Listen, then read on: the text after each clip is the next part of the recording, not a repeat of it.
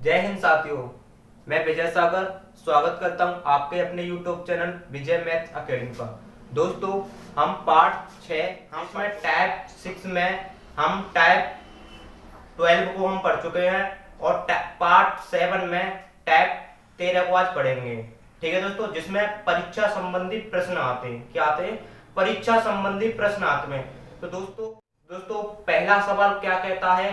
तो दोस्तों पहला सवाल कहता है, अजय किसी परीक्षा में 24% अंक प्राप्त करता है और 36 अंकों से अनुत्तीर्ण हो गया। यदि उत्तीर्ण होने के लिए 36% अंक लाना अनिवार्य थे, तो पास होने के लिए आवश्यक न्यूनतम अंक ज्ञात कीजिए। यानी अजय एक परीक्षा में 24% अंक प्राप्त करता है और 36 अंकों से फेल हो जाता है। और 36% अंक, जैसे परीक्षा में 36% अंक लाना अनिवार्य था, यानी 36% अंक लाना इसमें अनिवार्य था, यानी ये पासिंग के मार्क्स हैं। जिसमें फेल हो रहा था ये 24%, यानी 24% ये 24% अंक प्राप्त करना था, यानी 36 अंकों से ये फेल हो गया। ये फेल है। ठीक है, तो दोस्तों ऐसे भी कर सकते हैं। इन दोनों के बीच का अंतर कितने का है? अंतर देखो, इसके अंतर कितने का है? इसमें अंतर है 12% का, यानी ये 12% ये फेल हो गए अजय, यानी 12% से फेल हो गया। तो जब ये 12% से फेल हो गया, जबकि क्वेश्चन कह रहा है ये तो फेल 36 नंबरों से हुआ है। कितने नंबरों से हुआ है? 36 नंबरों से हुआ है। जब 12% बराबर 36 दिया है, तो हम हमेशा 1 के परसेंट निकालते हैं। तो 1 के परसेंट निकालेंगे तो 36/12, यानी 12 से इसे काटोगे तो कितनी बार कट जाएगा? 3 बार। कितनी बार कट जाएगा? 3 बार। और ये क्या? पास होने के लिए न्यूनतम अंक प्राप्त करने, यानी पास होने के लिए न्यूनतम अंक ज्ञात करने, यानी पास होने के लिए। तो पास तो ये 36% से हो रहा था, यानी पासिंग मार्क्स कितने थे? 36%। तो न्यूनतम अंक यानी 36 का इसमें गुणा 3 का कर देंगे, ना कि फेल में, यानी 24 में नहीं करना, यानी पास होने के लिए। तो पास तो ये 36 से हो रहा था, तो 3 का गुणा इसमें कर देंगे, तो ये पास होने के लिए न्यूनतम अंक निकल आएंगे। तो छित्तियां कितने होते हैं? तिछिंगे कितने होते हैं? 18। आंसुल की लगी 1, 3 3 का 9 और 1 10। 108 अंक, यानी 108 अंक जिसमें करेक्ट आंसर है। जैसे स्लाइड में आप देख सकते हैं, जिसमें आपका सी ऑप्शन बिल्कुल करेक्ट है दोस्तों। इसमें देखो, यानी पास तो ये पासिंग का अंक कितने हैं? 36% और 12% इसके फेल है, यानी 36 अंकों से ये फेल हो गया। तो देखो इन दोनों के बीच में अंतर कितने का है? अंतर 12 का, यानी 12% से ये फेल हो गया। जब क्वेश्चन कह रहा है फेल तो ये 36 अंक से हो रहा था, तो 1% बराबर कितना हो गया? 3। तो हमें पास होने के लिए न्यूनतम अंक चाहिए, तो पास होने के लिए तो 36 है, तो इसे पास होने के लिए न्यूनतम अंक कितने हो जाएंगे? 108। दोस्तों आशा करता हूं ये सवाल आपको समझ में आया होगा। तो इसका दूसरा मेथड क्या कहता है? इसका दूसरा मेथड भी आपको बताते हैं। तो दूसरा मेथड इसका क्या है? जब भी ऐसा क्वेश्चन आता है, क्या? जब भी ऐसा क्वेश्चन आता है पास और फेल, 36% से इसे फेल हो रहा, यानी पास है न्यूनतम अंक, यानी पास 36% अंक लाना अनिवार्य था, यानी 24 अंक ये 24% है, यानी 36 अंक से ये फेल हो रहा था। यानी इन दोनों के बीच में अंतर कितने का आ रहा है? इन दोनों के बीच में अंतर आ रहा है 12% का। जिसमें जब भी ऐसा क्वेश्चन आता है, तो आप ये ध्यान रखना है, पास फेल कम अधिक देरी और पहले, ये सारे अंतर को दर्शाते हैं। दोस्तों आपको स्लाइड में ये नहीं रखेगा, तो मैं यहाँ पे लिख देता हूं। जब भी ऐसे क्वेश्चन में आता है, पास आता है, फेल आता है, कम आता है, अधिक आता है, देरी आता है और पहले आता है, ये सारे अंतर को दर्शाते हैं। क्या? अंतर को दर्शाते हैं।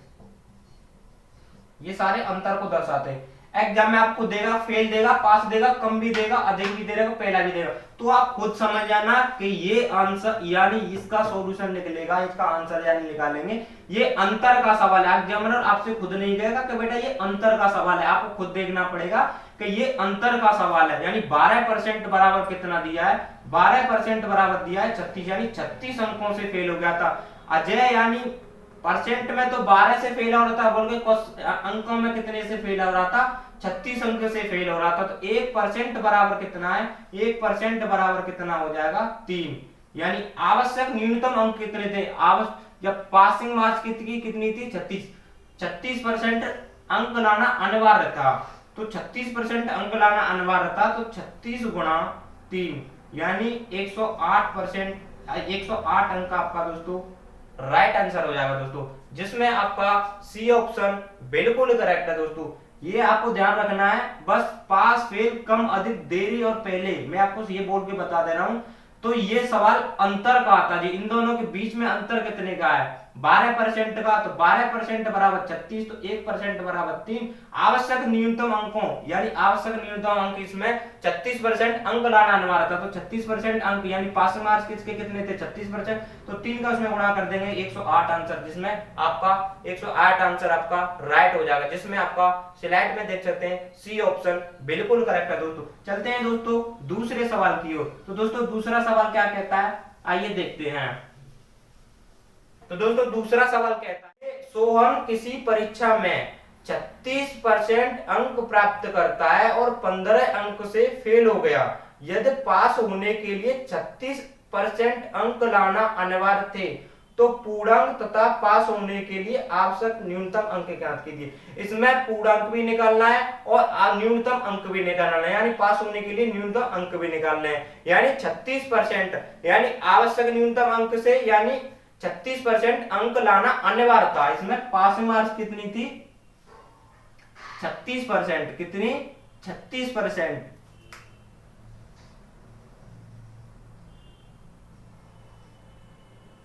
ये आपकी 36% है और ये फेल 30%, कितना दिया 30%।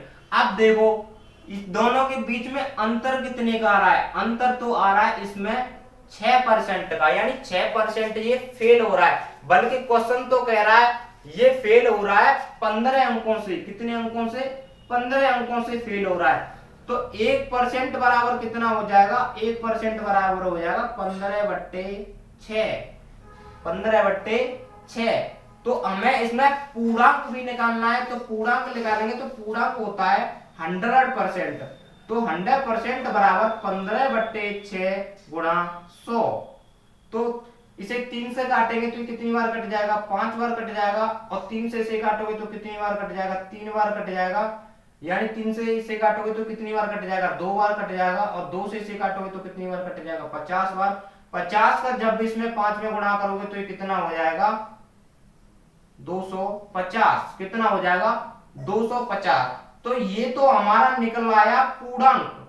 अब आवश्यक न्यूनतम अंक निकालने हैं अभी, तो आवश्यक न्यूनतम अंक निकालेंगे तो इसका पासिंग मार्क्स कितना है 36% दिया है। जब इसका 36% दिया है तो 36 का इसमें गुणा कर देंगे, तो 36 का इसमें गुणा कर देंगे तो 3 से 6 से कितनी बार कट जाएगा, 6 बार कट जाएगा। और 15 के कितने होते हैं 90 होते हैं, कितने होते हैं 90। यानी इसका 90,250, यानी पूर्णांक तो हमारा 250 हो गया और आवश्यक न्यूनतम अंक कितने हो गए 90। तो ये आपका राइट आंसर हो जाएगा दोस्तों। आप स्लाइड में देख सकते हैं जिसका आपका बी ऑप्शन बिल्कुल करेक्ट है दोस्तों, जिसमें आपका बी ऑप्शन बिल्कुल करेक्ट है दोस्तों। आशा करता हूं आपको ये सवाल समझ में आया होगा। उसमें न्यूनतम अंक पूछा था, इसमें पूर्णांक भी पूछा। जब पूर्णांक पूछा तो पूर्णांक 100% होता है, 100% का इसमें गुणा करेंगे तो ये 250 पूर्णांक निकल के आ जाएगा। और आवश्यक न्यूनतम अंक ये कितने निकल आएंगे, आवश्यक न्यूनतम अंक निकल आएंगे आपके 90, यानी 90,250 आपका राइट आंसर हो जाएगा दोस्तों। ये आपका पूर्णांक हो गया, ये आवश्यक न्यूनतम अंक हो गए आपके। तो दोस्तों जिसमें आपका बी ऑप्शन बिल्कुल करेक्ट है दोस्तों। आशा करता हूं आपको ये सवाल समझ में आया होगा। आप कॉपी में से नोट कर लेना दोस्तों। आप जब तक फेयर नहीं बनाओगे, आप जब तक क्वेश्चन की रिवीजन नहीं करोगे, आपके कुछ भी समझ में आने वाला नहीं है। जितनी बार आप रिवीजन करोगे सवाल उतना ही अच्छे से समझ में आएगा दोस्तों। आप जितना बने उतना रिवीजन कीजिए। मैं एक बार करा रहा हूं, रिवीजन करो। एक सवाल को 4 से 5 बार रिवाइज करो, जब आपके समझ में आएगा दोस्तों। चलते हैं दोस्तों तीसरे सवाल की ओर। तो तीसरा सवाल क्या कहता है दोस्तों, देखते हैं। तो दोस्तों तीसरा सवाल कहता है, तीसरा सवाल क्या कहता है, तीसरे सवाल की ओर देखते हैं दोस्तों। आशा करता हूं ये सवाल आपको समझ में आ रहे होंगे। तो दोस्तों तीसरा आपका सवाल कहता है मोनू किसी परीक्षा में 40% अंक प्राप्त करता है। यानी एक मोनू नाम का लड़का है, किसी परीक्षा में 40% अंक प्राप्त करता है और 20 अंक से अनुत्तीर्ण हो गया, यानी 20 अंक से ये फेल हो गया। यदि उत्तीर्ण होने के लिए 45% अंक लाना अनिवार्य थे तो पास होने के लिए आवश्यक न्यूनतम अंक ज्ञात कीजिए। यानी पास होने के लिए, उत्तीर्ण होने के लिए 45% अंक लाना अनिवार्य था। कितना? 45%, यानी पास होने के लिए न्यूनतम अंक, यानी पास होने के लिए तो ये 45% लाना अनिवार्य था, पर ये फेल हो गया। जब फेल हो गया 40% और 20 अंक थे, ये फेल हो रहा है। कितने? 20 अंक से फेल हो रहा है। तो इन दोनों के बीच में अंतर कितने का है? इन दोनों के बीच में अंतर है 5% का, यानी 5 अंक से ये फेल हो रहा है मोनू, यानी 5 अंक से ये फेल हो रहा है। तो फेल का जब अंक में कितने का फेल हो रहा है? अंकों में ये फेल हो रहा है 20 से, 20 अंक से फेल हो रहा है। यानी 1% बराबर कितना दिया है? 1% बराबर दिया है 4। कितना दिया है? 1% बराबर दिया है 4। तो हमें तो पास होने के लिए आवश्यक न्यूनतम अंक निकालना है। तो पास होने के लिए न्यूनतम अंक कितने हैं आपके? पास होने के लिए न्यूनतम अंक है 45। 45 का गुणा हम 4 से कर देंगे तो ये आपका आंसर निकल आएगा। तो इसमें गुणा करो, 4 पंजे कितने होते हैं? 20। हासिल की कितनी जाएगी? 2। तो 4 4 कितने होते हैं? 16। 16 और 2 कितने होते हैं? 18। यानी 180 आपका राइट आंसर हो जाएगा दोस्तों। आशा करता हूं ये भी सवाल आपके समझ में आया होगा दोस्तों। पहला सवाल भी कर लिया है और दूसरा भी सवाल कर लिया है और तीसरा भी सवाल कर लिया। तीनों सवाल बिल्कुल सेम थे।